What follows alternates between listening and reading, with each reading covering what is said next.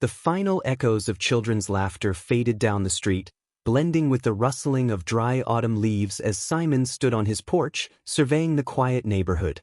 The air was crisp, the scent of dying leaves and faint smoke from distant bonfires carried on the breeze. A soft smile tugged at his lips as he glanced down at the nearly empty candy bowl. Just a few stray pieces of cheap chocolate and lollipops remained, a testament to a successful night of trick-or-treating. "Guess we did well this year, huh, Jasper?" he murmured, glancing down at his small dog. Jasper, a wiry little terrier mix with a perpetually scruffy coat, wagged his tail enthusiastically, clearly pleased by his master's attention. Simon bent down and scratched behind the dog's ears, then set the candy bowl inside the house and shut the door behind him. The porch lights of nearby houses were beginning to flicker out one by one, signaling the end of Halloween festivities. The streets, which had been bustling with children in costumes just an hour earlier, were now quieting down.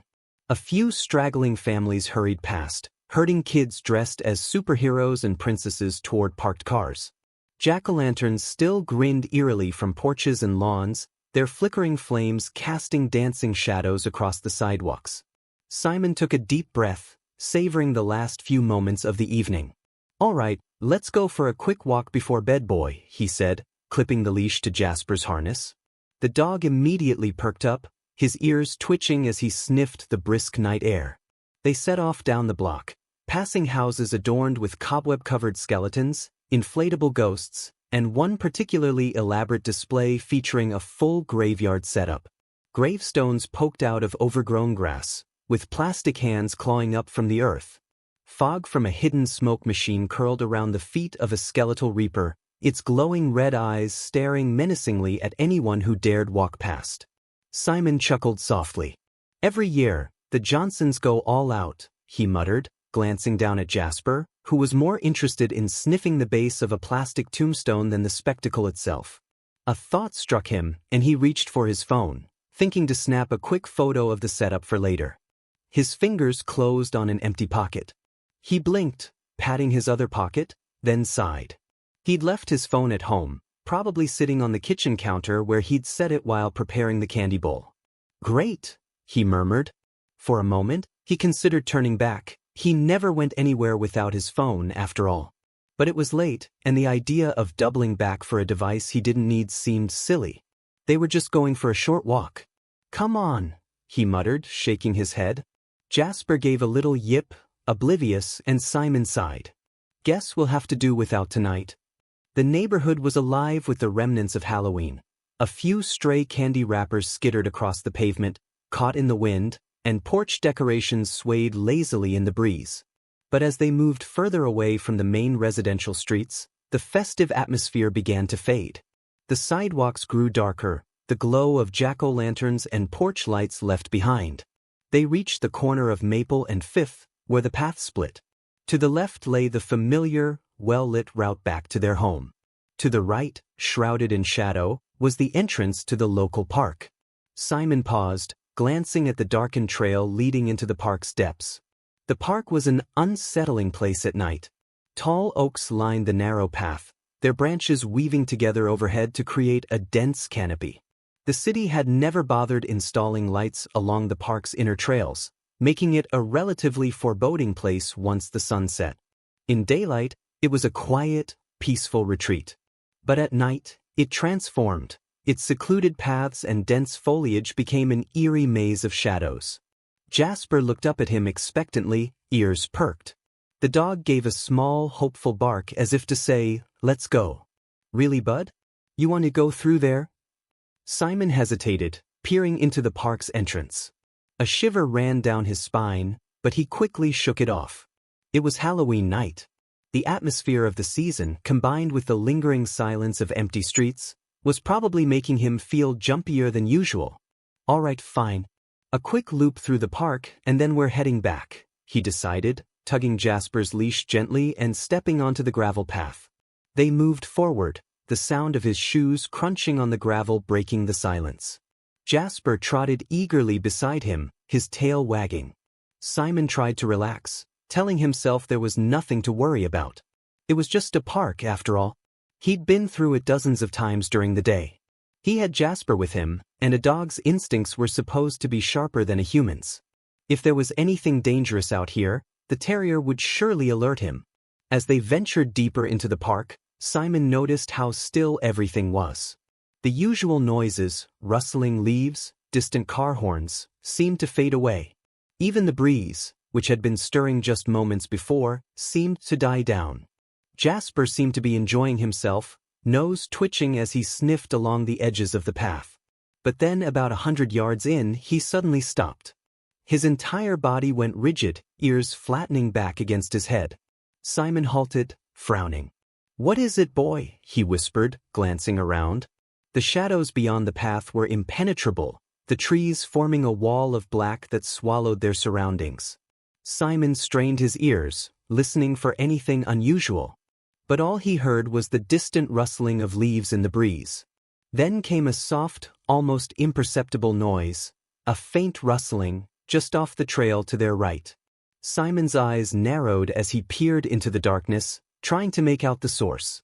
He expected Jasper to bark or growl, but instead, the dog took a step back, his tail tucked tightly between his legs. "Hey, it's all right," Simon said, his voice low and soothing. He knelt beside Jasper, stroking the dog's back. Jasper whimpered softly, his gaze fixed on the inky shadows beyond the path. "Probably just a rabbit or something," Simon muttered, but his own words didn't comfort him. Jasper was normally fearless when it came to small animals. Something about the way the dog's body trembled unnerved him. "Come on, let's keep moving." He stood up and tugged gently on Jasper's leash, urging him forward. The dog resisted for a moment, then reluctantly followed, his movements stiff and uneasy. Simon quickened his pace, trying to ignore the growing sense of dread, fighting the instinct to turn and run in the opposite direction. As they continued along the trail, the rustling sound seemed to follow them, just beyond the reach of the path. Simon glanced over his shoulder, but as before, there was nothing there. After what felt like an eternity, the trees finally began to thin, revealing the outline of the park's parking lot ahead. Simon breathed a quiet sigh of relief as they stepped out of the abject darkness and onto the cracked asphalt. Only one car sat in the lot, a small black sedan, parked just a few feet away. Its engine was still running, a low rumble filling the air. The dome light was on, but the headlights were off. Simon hesitated, then chuckled softly. "Probably just a couple of teenagers fooling around," he murmured. Jasper didn't respond, staring warily at the car. Drawing closer, Simon peered curiously through the slightly fogged windows. He expected to see two embarrassed teens spring apart, but the vehicle was completely empty. He blinked in surprise, then glanced around the lot. There was no one in sight. "Weird," he muttered. The car's interior lights cast a soft glow, revealing a crumpled piece of clothing lying on the passenger seat, a bright orange leotard with black stripes. Simon squinted, then let out a short laugh. "Looks like someone's having a good time," he said with a grin, imagining the girl who must have shed her tiger costume for other activities. He shook his head, a smile tugging at his lips. Must have been some party. His amusement was cut short by a sudden, sharp noise from across the parking lot, a shrill, eerie shriek that made the hair on his arms stand up. The sound was high-pitched and wavering, like a child's scream distorted through a broken speaker. Simon whipped around, eyes wide. There was nothing there, just the darkened lot and the thick wall of trees beyond. When he turned back to the car, the smile died on his lips. The costume, the orange leotard, was gone. The seat was empty, as if it had never been there at all. "What the—" Jasper growled softly, then tugged at his leash, his body straining toward the far end of the lot, where the shriek had come from. Simon swallowed hard, glancing back and forth between the empty seat and the dark woods beyond the lot. "Maybe we shouldn't." But Jasper was insistent, pulling sharply at his leash, ears perked and eyes fixed on the darkness beyond. Simon felt a reluctant, creeping curiosity bubbling up inside him. "Let's check it out, I guess," he whispered. "Boo, then we're out of here." Heart pounding, he took a deep breath and began moving hesitantly across the lot, following Jasper's determined tug toward the source of the sound. Part 2. No sooner had Simon matched Jasper's pace than another shriek reverberated through the still air, freezing them both in place. It was piercing and warbling, unnatural. He glanced down at Jasper, expecting the dog to react timidly like before, but this time was different. Jasper's entire posture shifted. His ears snapped forward, his muscles tensed, and a low, rumbling growl escaped his throat. "Jasper, wait." But before Simon could finish, Jasper bolted, his small frame lunging forward with a sudden burst of energy. The leash slipped through Simon's fingers in an instant, and the dog shot across the parking lot, barking furiously at the darkness beyond. "Jasper! No, stop!" Simon yelled, his voice breaking with panic. Without thinking, he took off after the dog, his sneakers slapping against the cracked asphalt. The night closed in around him as he ran, the world shrinking to just the sound of his own rapid breaths and Jasper's barks, which were quickly being swallowed by the eerie shrieking echoing from the trees. "Jasper!" he shouted again, his heart pounding. His legs pumped furiously, his eyes straining to follow the little dog's blurred shape. He felt completely exposed out here, like a solitary figure under a spotlight, every instinct in his body screaming at him to turn back, to get away from whatever was making that awful noise. But Jasper didn't stop. The terrier charged headlong toward the far end of the lot, where another vehicle, a dark SUV, was parked just beyond the tree line. Simon's pulse spiked. Had that been there before? Jasper's barks grew frantic as he reached the vehicle. The dog circled it once, yapping and snarling at the woods behind it. Simon skidded to a halt, panting, just a few feet away. The shrieking was deafening now, a harsh, grating sound that seemed to come from all around them. Simon's eyes darted to the SUV, its dark windows reflecting his own silhouette in ghostly smears. The vehicle, like the car on the opposite side of the lot, was empty. Its doors were flung open wide, its interior lights blazing. "No, no, no," Simon muttered, glancing around wildly. What was going on? His gaze flickered to the woods, but he couldn't see a thing but more shadows. "Jasper!" he shouted again, his voice hoarse. The little dog ignored him, continuing to bark furiously at the trees. Then abruptly he stopped. Simon's stomach clenched as Jasper's barking cut off mid-yelp, replaced by a series of frantic, high-pitched whines. The dog backed away from the tree line, his body low and trembling, ears flattened against his skull. "Jasper, come here!" Simon called, edging closer. The dog turned and darted toward the underbrush, slipping between the thick branches and vanishing from sight. Simon's breath caught in his throat. "Jasper!" He hesitated, his body screaming at him to turn and run, but he couldn't just leave his dog out there. The shrieking was almost unbearable now, louder and more piercing, reverberating through his skull. He felt a sudden urge to clap his hands over his ears, to block out the sound, but he forced himself to focus. "Damn it," he hissed, his voice trembling. He took a deep breath, then plunged into the woods after Jasper. The world seemed to shift as he stepped off the asphalt and into the tangled undergrowth. Branches snagged at his clothes, scratching his face and arms as he pushed forward. The trees closed in around him, their gnarled limbs forming a dark web overhead. Every step felt wrong, his footfalls muffled by the thick carpet of dead leaves and twisted roots. "Jasper!" he called, stumbling forward. The sound of the dog's whines was somewhere up ahead, but the shrieks were growing louder, overlapping with each other until they became a chaotic din of cries, whispers, and giggles. Simon froze, his pulse hammering in his ears. The shrieking wasn't just one voice, it was many. Dozens, maybe even hundreds. And they weren't just shrieking anymore.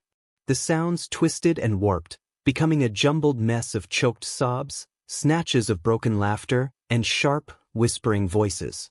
His skin crawled. He couldn't understand the words, they were too fast, too garbled, but the tone was clear, mocking, hungry, like a crowd of unseen things watching him, amused by his panic. "Jasper," he breathed, his voice small and desperate. "Please, boy, come back." He pushed forward, his vision narrowing as he tried to follow the sound of his dog. He stumbled, nearly falling, then froze. There, just a few feet ahead, was Jasper's harness. It lay in a twisted heap on the ground, the leash trailing off into the darkness. Simon's heart plummeted. "Jasper?" he whispered, his voice shaking. The dog's whines were gone. The woods had fallen silent, the shrieking voices abruptly cutting off. Simon stood frozen, staring down at the discarded harness. Where was Jasper? Why had the leash? A rustling sound, soft but distinct, came from the underbrush to his left. Simon's breath caught in his throat, his gaze snapping toward the sound. "Jasper?" he whispered again. The bushes trembled, and then Jasper burst out, his little body streaked with dirt and leaves, eyes wide and frantic. The dog didn't stop, didn't even look at him, just bolted past, tail tucked between his legs, heading back toward the parking lot. "Jasper, wait." Simon spun, reaching out as if to grab him, but the dog was already gone, a blur of fur vanishing into the night. A sharp crack behind him made him whirl around. Something moved in the shadows, something big, shifting between the trees just out of sight. Simon's mouth went dry. He took a step back, heart hammering. Whatever was out there, it was close. He could feel it. Another crack, louder this time, and Simon's body jerked in fear. He stumbled back, his eyes darting wildly around the darkened forest. The shrieking started up again, a low, rumbling chorus of voices rising from the depths of the woods. And then he heard it, something else, a sound that cut through the shrieks like a blade, a deep, rasping breath, almost imperceptible but unmistakable. It came from somewhere just behind him, so close he could feel the hair on the back of his neck stand on end. Simon turned and ran. He tore through the underbrush, branches clawing at his clothes and skin. His lungs burned, his legs screaming with pain, but he didn't dare slow down. The breath followed him, a faint, hot exhalation brushing against the back of his neck. No matter how fast he ran, the thing kept pace, slipping between the trees just out of sight. He didn't look back, he couldn't. The thought of seeing whatever was behind him sent a spike of pure terror through his chest. He broke through the tree line, stumbling out onto the gravel path. The parking lot loomed ahead, the dark shapes of the two abandoned cars blurred by his panicked vision. Jasper was there, standing at the edge of the lot, his body trembling. "Come on, come on." Simon gasped, forcing his legs to keep moving. He reached the dog, grabbed his harness, and hauled him forward. Jasper yelped but didn't resist, his eyes fixed on the woods behind them. The shrieking voices swelled, rising to a fever pitch. Simon didn't look back. He couldn't. He just ran, dragging Jasper with him as they sprinted toward the safety of the streetlights at the far edge of the park. The breath was right behind him now, hot and dry against his neck. He could feel it touching his skin, like the caress of invisible fingers. His vision blurred, his lungs screaming for air. And then they were out, bursting into the harsh glow of the streetlights, the darkness falling away behind them. Simon collapsed to his knees, gasping for breath. The shrieking cut off abruptly, leaving only the quiet hum of the streetlights and the distant sound of cars in the night. He glanced back, trembling. The parking lot was empty. The woods were still. Whatever had been chasing them was gone. But Simon's heart still raced, his body trembling with fear. He touched the back of his neck, where the breath had brushed against his skin, and felt a strange, prickling sensation. Something was wrong. "Come on, boy," he whispered, his voice shaking. "Let's get out of here." He staggered to his feet, pulling Jasper along, and hurried down the street, in the direction of his home. Part 3. Simon burst through the front door of his house, his heart pounding so hard it felt like it would tear through his chest. He barely managed to shove the door shut behind him, the lock clicking with a reassuring thud. The house was quiet and dim, the only light spilling in from the street lamp outside. Jasper squirmed at his side, still shaking violently, his small body trembling with fear. It's okay, boy. We're safe," Simon whispered, collapsing onto the floor in a heap, his back pressed against the door. He gripped Jasper's leash tightly, trying to calm both of them, the adrenaline still surging through his veins. His entire body felt numb and weak, and his mind struggled to catch up with what had just happened. What was that?" Simon murmured to himself, his voice thin and strained. He didn't have an answer. All he knew was that they had barely escaped, whatever it was that had chased them out of the woods. Something unseen, something that breathed on him. He shuddered involuntarily, his hand reaching up to rub the back of his neck where the sensation had lingered. Then he froze. The skin there felt strange, wrong. It was smooth to the touch, unnaturally so, almost as if it had been polished. There was no trace of the faint stubble he should have felt, no warmth or texture. It was like touching a piece of plastic or wax. "What?" Simon muttered, his hand trembling as he traced the spot again. His fingertips tingled, and he pulled his hand back, staring in confusion at his fingers. A fine, grayish dust coated the pads of his fingers, as if he'd been handling something brittle and dry. He blinked, confused, and then a cold wave of horror swept through him. The dust was coming from him. Simon scrambled to his feet, his eyes wide with disbelief. He held his fingers up, staring as the gray powder continued to flake off. The skin there was dissolving, crumbling away without a trace of pain. His pulse hammered in his ears as he watched, frozen in shock, as the pads of his fingers began to crumble into fine ash, the edges breaking apart and disintegrating into the air. "No," he whispered, his voice barely audible.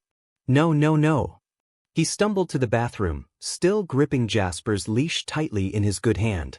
He threw the door open, flicking on the light, and thrust his hand under the faucet. The water splashed over his dissolving fingers, and for a brief, frantic moment, he thought it might help. But the opposite happened. The water seemed to accelerate the process. "Stop. Please stop," Simon pleaded, yanking his hand back, but it was too late. His fingertips continued to break apart, the skin and bones silently crumbling away. He watched, paralyzed, as his fingers disappeared, reduced to stubs in a matter of seconds.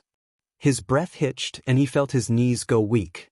"What's happening?" he whimpered, staring in horror at his disintegrating hand. The dissolution spread slowly but inexorably, moving up his hand, then his wrist. His skin bubbled and effervesced, tiny granules breaking free and drifting away in a fine mist. He tried to flex his hand, but there was nothing left to move. His fingers, his whole hand, was simply vanishing. "Jasper," he croaked, turning desperately toward the little dog. Jasper stood in the doorway, watching him with wide, terrified eyes. Simon reached out with his remaining hand, but stopped short, afraid to touch him. What if whatever was happening to him spread to Jasper, too? "Stay back, boy," he whispered, voice trembling. Stay back." Tears filled his eyes as he stumbled backward, his dissolving arm hanging uselessly at his side. He needed to call someone. He needed help. His mind raced, and he spun around, searching for his phone. It wasn't in his pockets. Panic surged through him.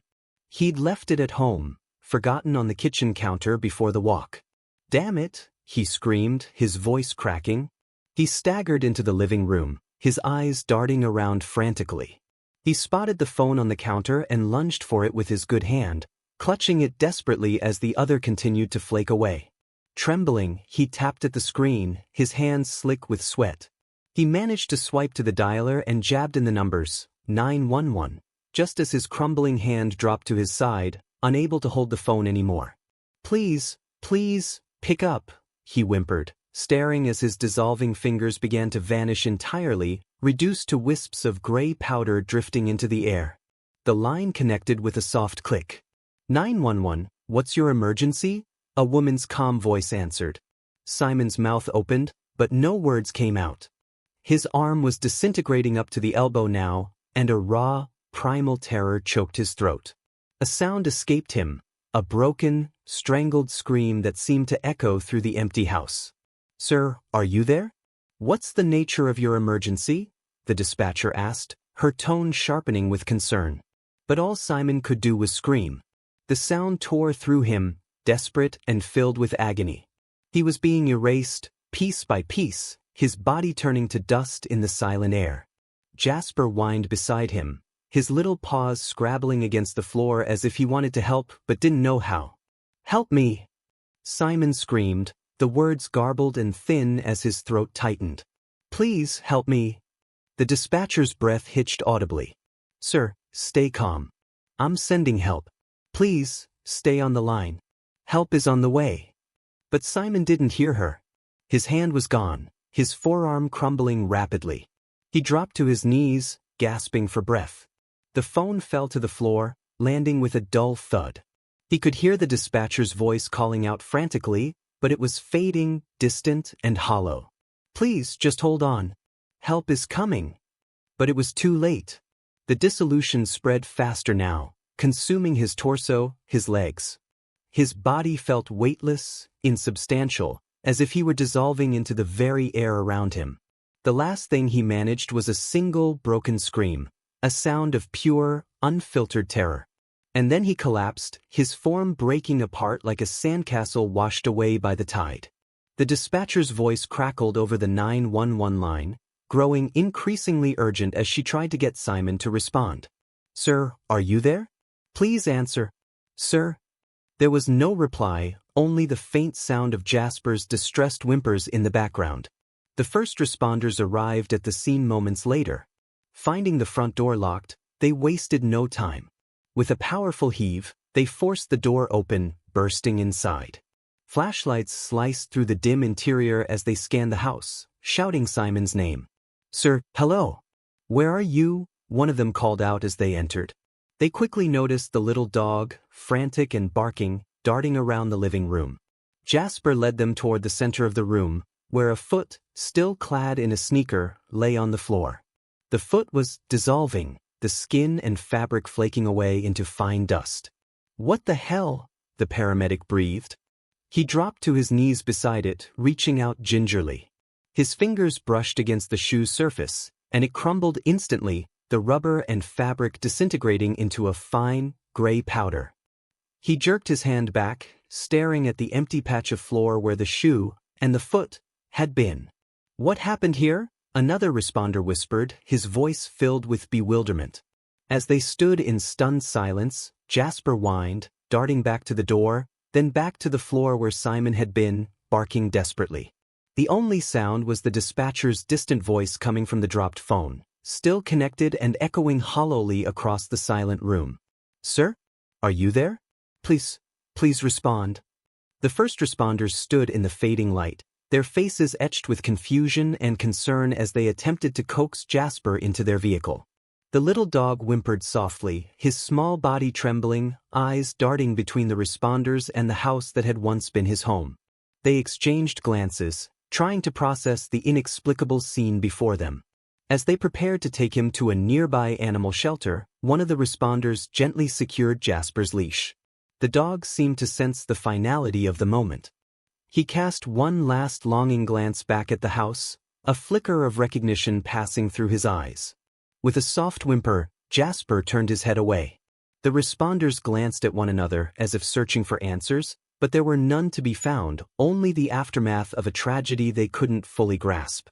Back in the park, in the dim light of the forest, a cold, lifeless arm, the woman's body it had once been attached to long since disintegrated, lay partially buried among the underbrush, its fingers splayed and outstretched as if reaching for something just beyond its grasp. Silently, gradually, the skin crumbled away.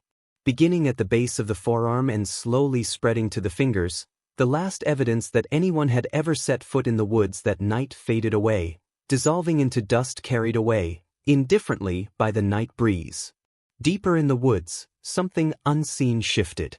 It traveled with an unsettling grace, slipping between the trees like a shadow, before vanishing entirely, leaving no trace of its presence behind.